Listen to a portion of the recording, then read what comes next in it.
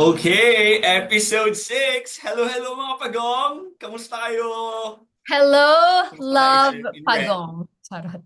Hello, love pag... Ay, hindi ko pa napapanood yung hello, love pagong. Papanoorin ko Hello, love mamaya. itlog. Ay, so Ay, oh, uy, excited. Wicked nga, hindi ko pa napapanood eh. Ay, hindi mahilig si Matt, pero hintayin ko na lang Gusto sa mo ba? Netflix. Gusto ko syempre. Kaya, Telegram. Tingnan yan sa Telegram. Yung mga... Oy, bawal yun, bawal yun. Pirated. Let's support arts. Let's oo na. support by Wala pa dito. actually pay. Wala pa Wala. dyan. Oo. Ay, Anyway, nako. So, ang gagawin natin ngayon for episode 6 is react episode for one of our most controversial memes.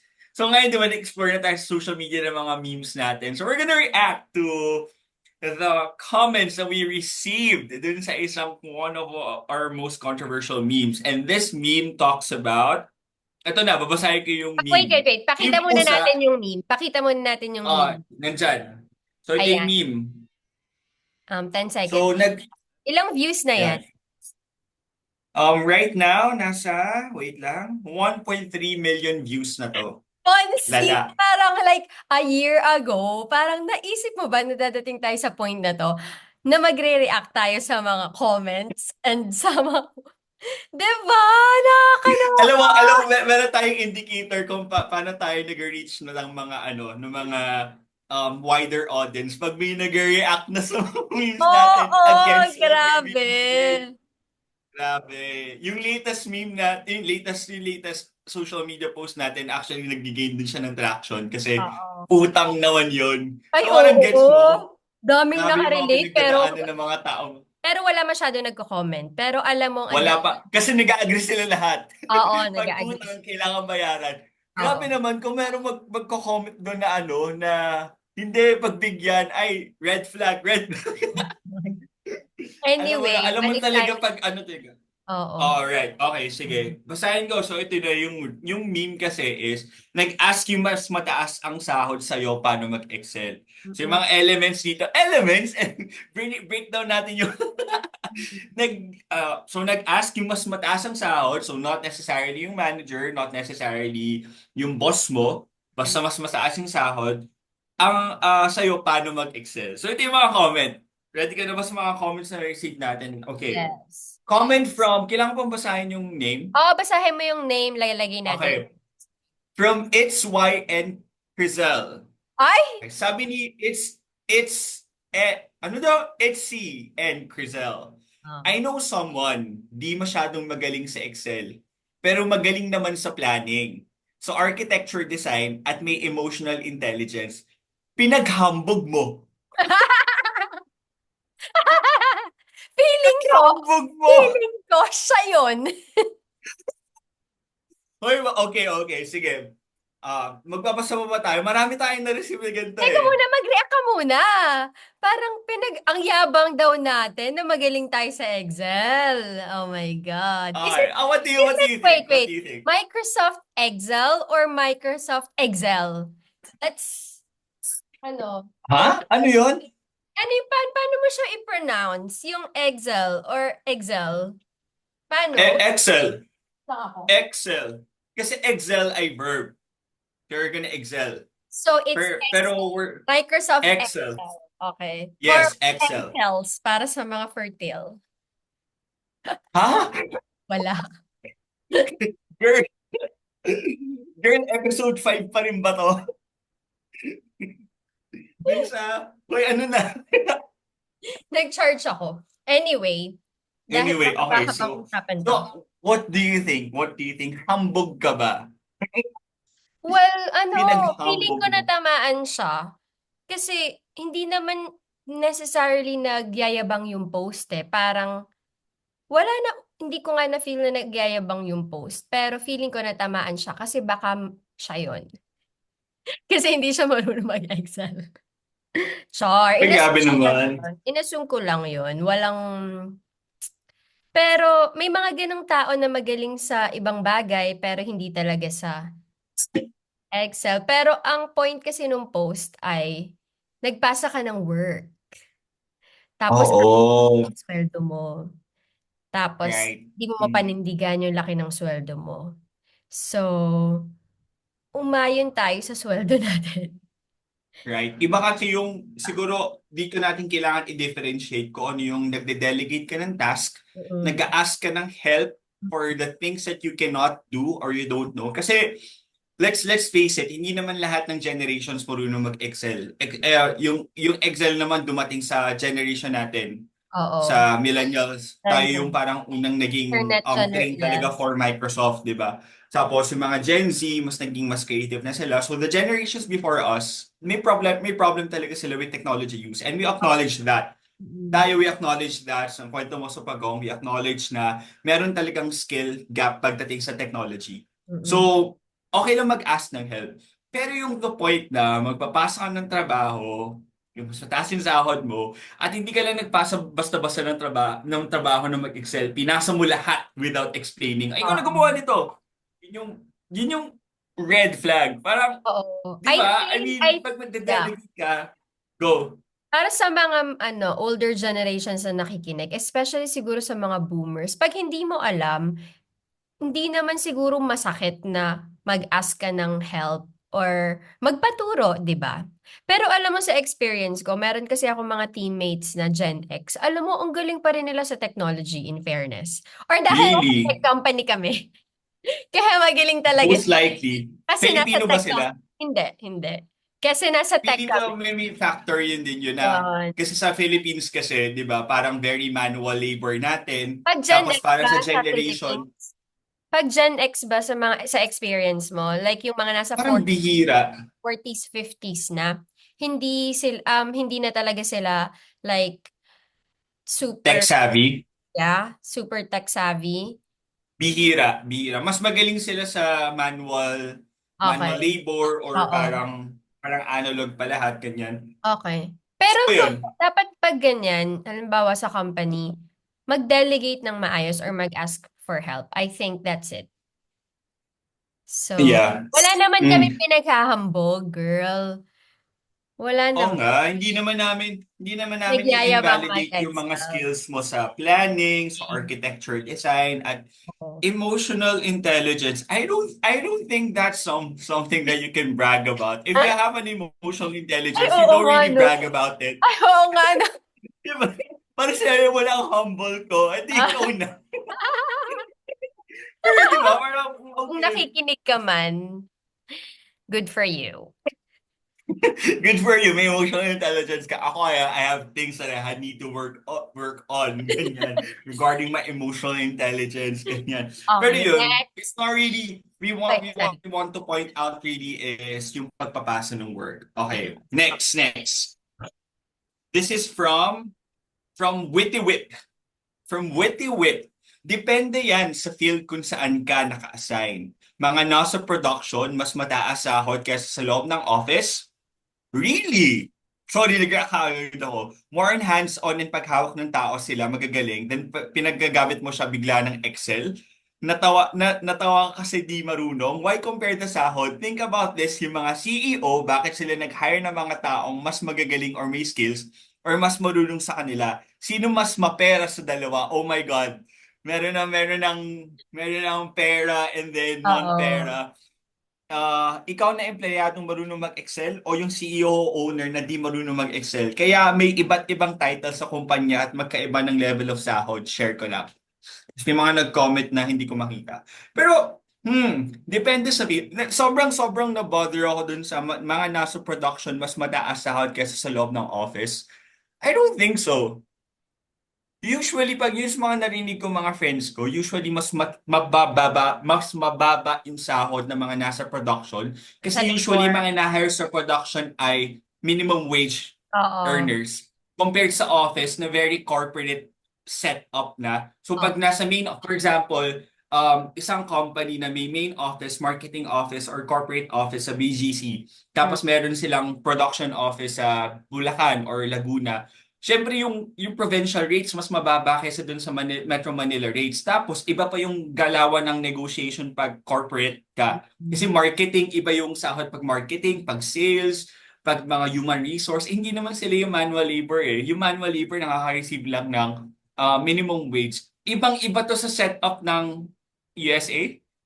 Hindi, Tama ba na hindi ko sure sa US pero usually nga kapag nasa manual labor, minimum wage. Actually kahit dito, syempre depende sa industry rin. Kung nasa construction ka, 'di ba? Engineering, lagi mas mm, mababa yung nasa labas, yung nasa field. I mean nasa labor. Kasi syempre iba naman yung mga engineer, nag-office sila and then nagfi-field work. Syempre ibang usapan naman 'yun.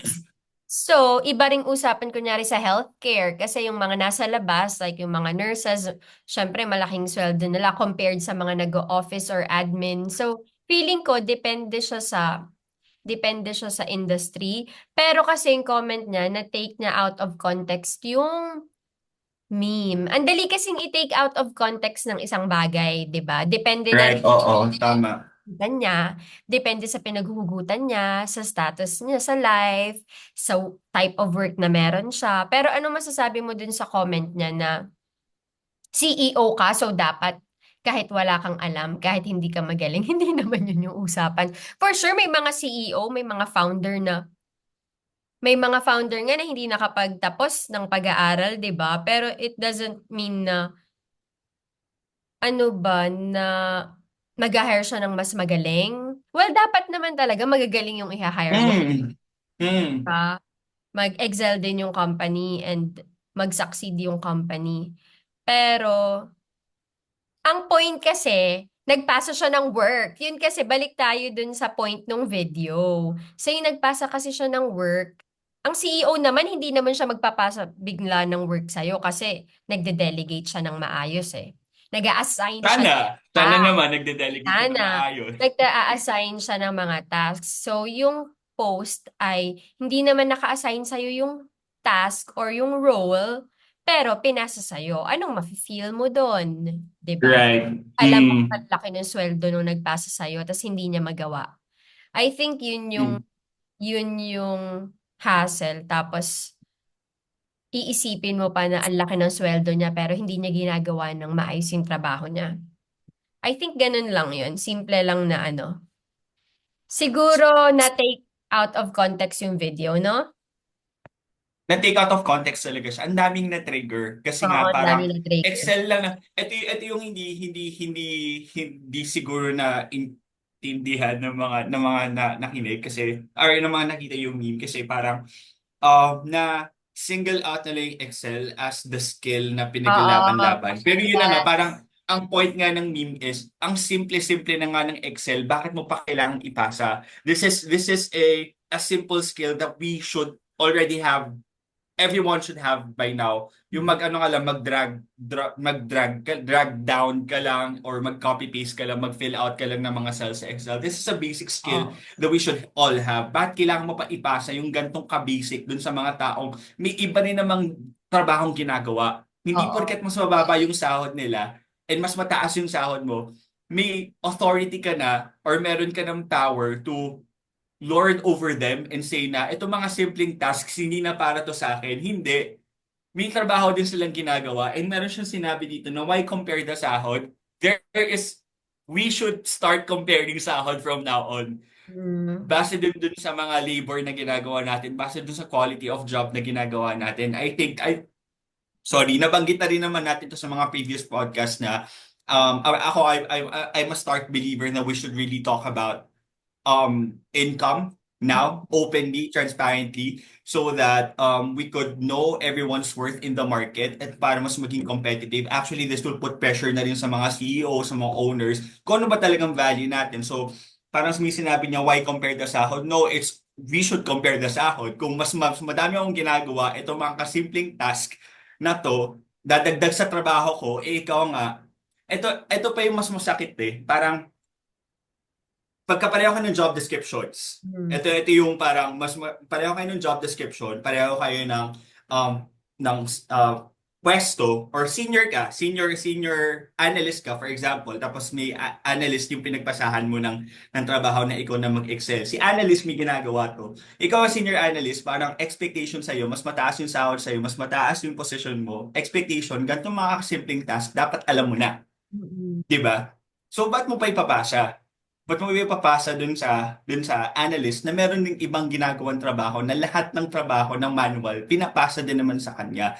Unless talaga walang ginagawa tong analyst na to. Eh meron namang ginagawa to, maraming ginagawa tong analyst na to. So parang bakit? Siguro dito papasok yung power dynamics Mm-mm. ng team ng company. Like for example sa CEO naman.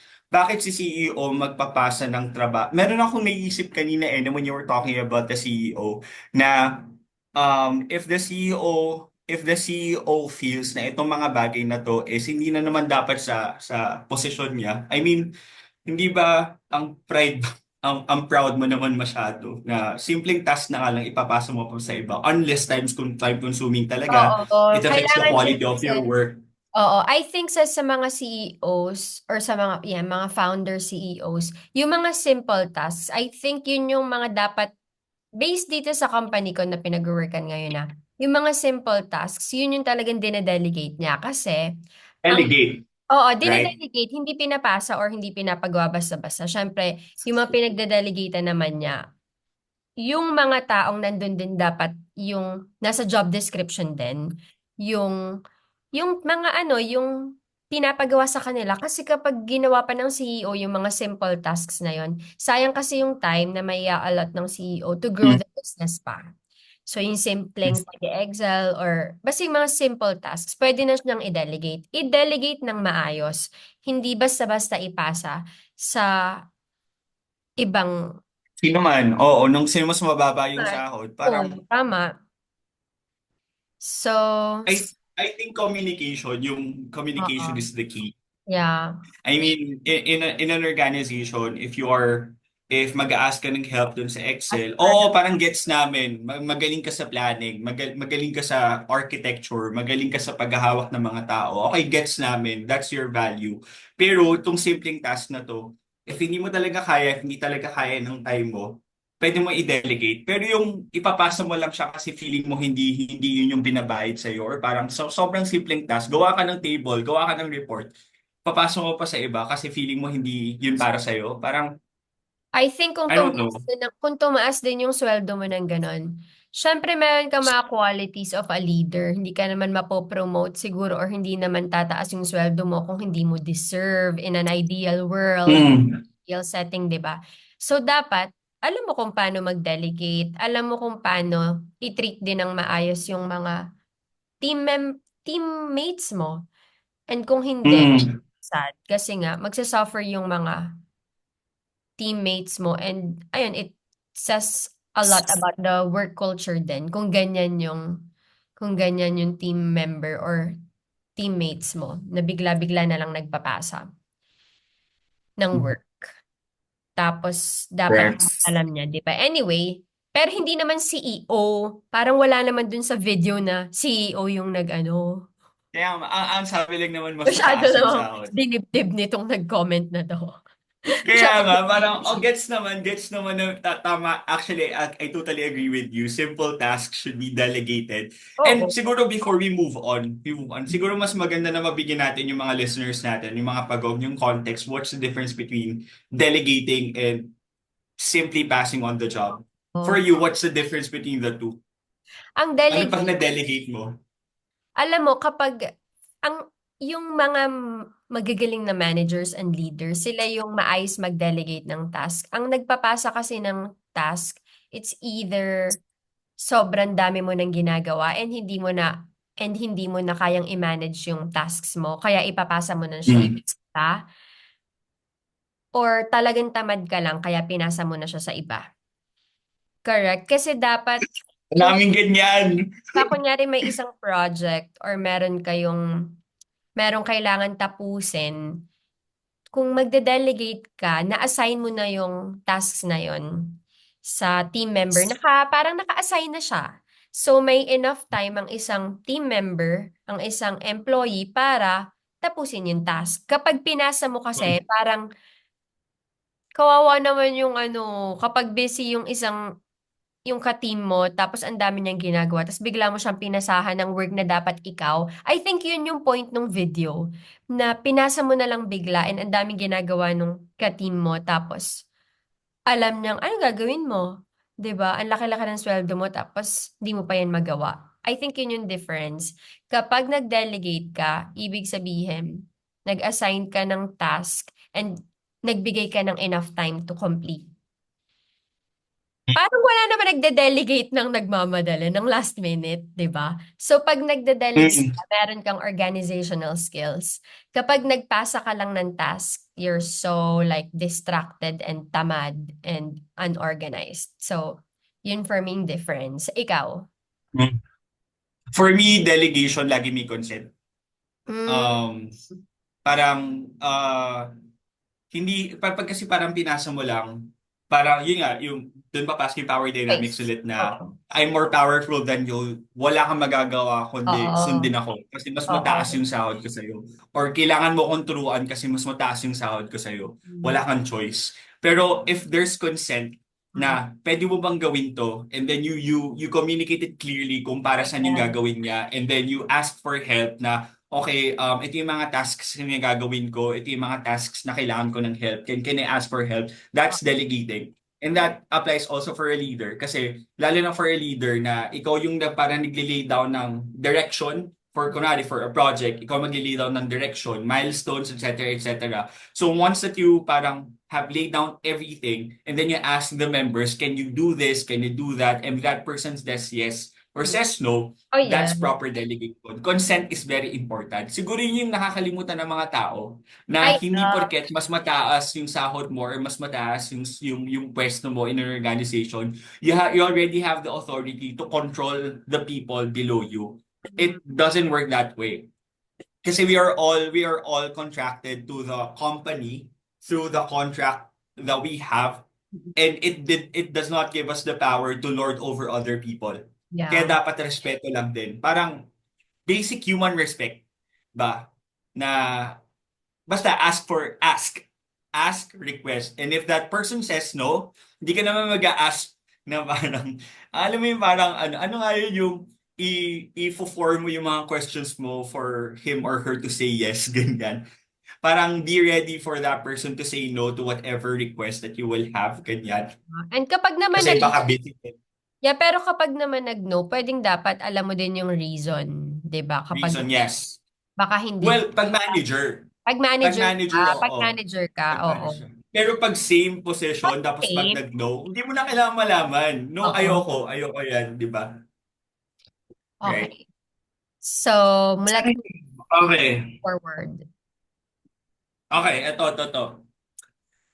From Vince Catchy 0710. Oh. Sa tingin mo, sige, sagutin natin. Sa tingin mo, sa Excel ang dahilan kung bakit siya nasa posisyon na yun, kahit nga may-ari ng Meralco hindi nagkakabit ng wire sa poste eh.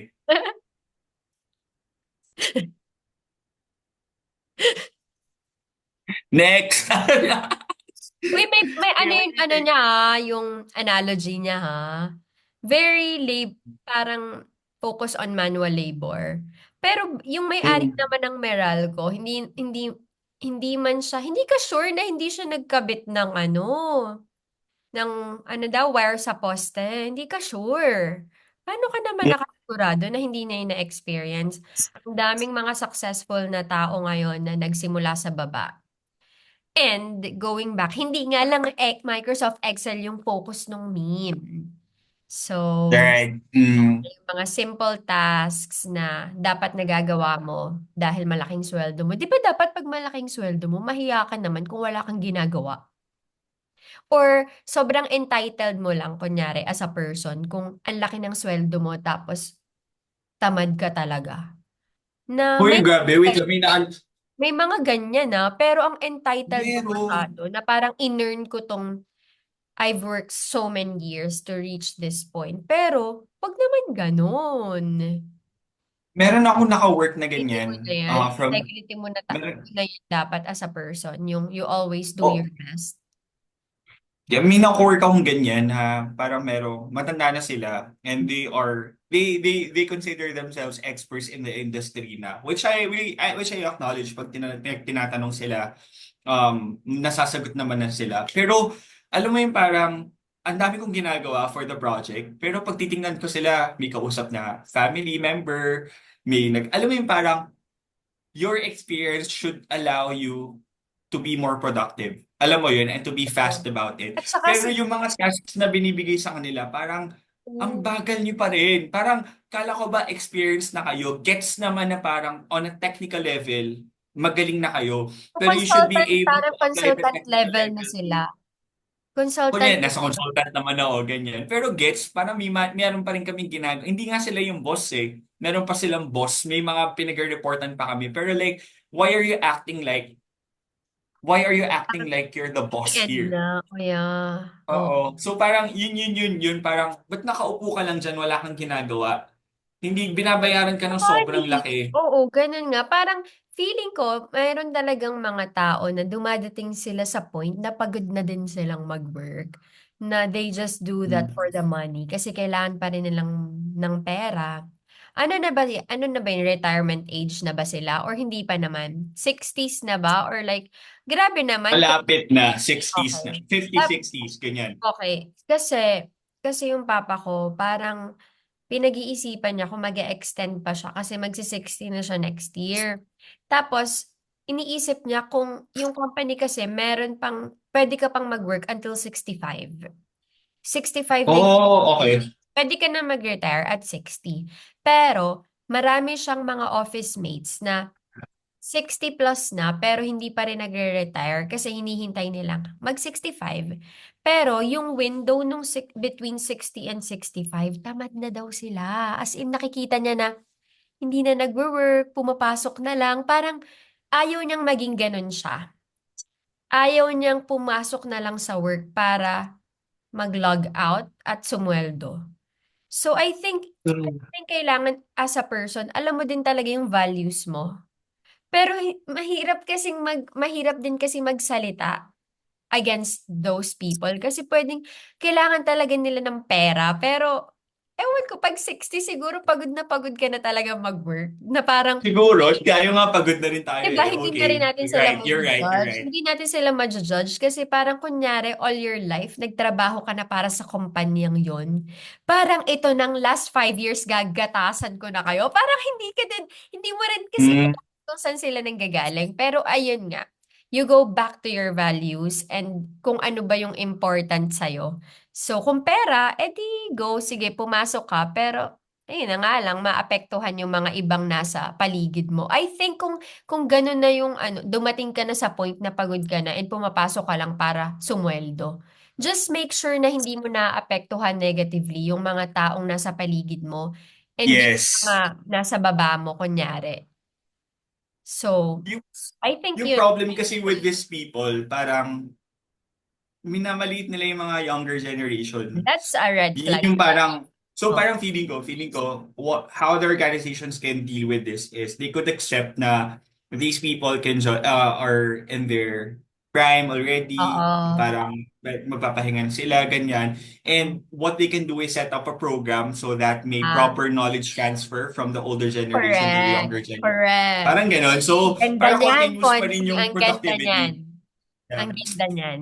Like, para sa Kaso, 60, between 60 and 65, itong age na to, important na mapasa yung knowledge and experience nila sa mga oo.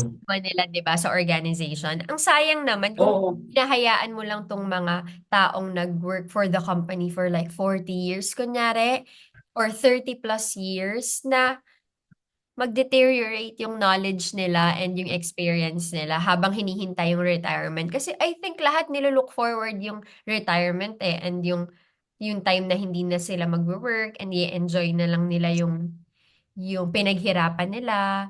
Pero sana wag dumating sa ganung point na nagsasayang na lang sila ng oras sa office and naapektuhan yung iba. So, Right. Mm. ganda ng program na yan. Sana may mga Pwede company. to ano, ay no, ano Gawa to, tayo. natin ko. Yo, gawa tayo Ay, ng gawa program. Ay tayo. no, Oh magawa my tayo ng program God. na Ang ganito. saya. Tapos ibenta Let's natin sa work mga, with companies. kaya i-pitch Ito natin na sa yung mga, product ng kwento mo sa Pagong. i-pitch natin sa mga companies na meron pa rin Right. may mga employees between 60 and 65. Anyway, Right. yung ganun. Anyway, Anyway, malapit na it's yung almost time. So I think ang haba na rin ng episode na to. episode na Yeah, to. Right. I think ang dami na rin nating valuable insights na napag-usapan. Mm, Unang-una, siguro, thank you sa mga nag-comment kasi right. engaged pa rin yan. We appreciate yung mga comments nyo, yung mga shares nyo, yung mga likes nyo. And siguro, ayun nga, wag nating i-take out of context yung mga bagay. Siguro, let's be like mindful minsan sa pagko-comment. Pero hindi, we appreciate you rin sa sa Mm, pag-express ng mga emotions nyo. Sa right. mga Oh, we'll listen. we Wala kaming bias sa listen, mga ano. ng Also, bias, pero we thank you rin. that's valuable feedback for us din Oo. kasi we can improve on how we communicate our thoughts, Yes. syempre may pinaglalaban kami sa Ask Kwento Mo sa Pagong Oo. podcast. We want to listen to everyone, not just dun sa mga nasa taas, pero lalo na dun sa mga hindi napapakinggan. Correct. So, talagang leaning towards dun sa mga hindi napapakinggan yung mga memes Oo. namin. Pero that's valuable feedback kasi nakikita namin yung different sides of the story, Oo, different sides correct. from the people. Pero syempre paglalaban pa rin namin sa tingin namin, Totoo. parang we think that the people underheard, not heard of their Oo. woes, of their stories should be fought for. Ganyan. So, you Correct. have a second point, is it? Sabi mo number one kanina eh. Okay, yun na yun. Hindi, yung number two lang, ayun, syempre, like, always know what's important for you sa work. So, Right. yun lang. Ano, Yeah. yan. Anyway, keep the Anyway, comments coming. We appreciate you all. And if ever that you have stories to tell about your work, our season is ending, so better send those letters, send yeah, those stories, and those memes that you want to share and you want us to discuss in this podcast. Just to react or hear you, ganyan. And we will listen to you. Pwede mo i-send yan sa IG, Facebook accounts namin at Kwento Mo sa Pagong Podcast. Or send us an email, kwento mo sa pagong podcast at gmail.com. yeah. Keep on sharing, keep on liking, keep on commenting on our post. We Right. appreciate you all, everybody. So, until our Yes. next episode, see you, everybody. Bye mga pagong. Bye. Bye. Bye everybody. Bye mga bashers. Bye mga bashers. Bye.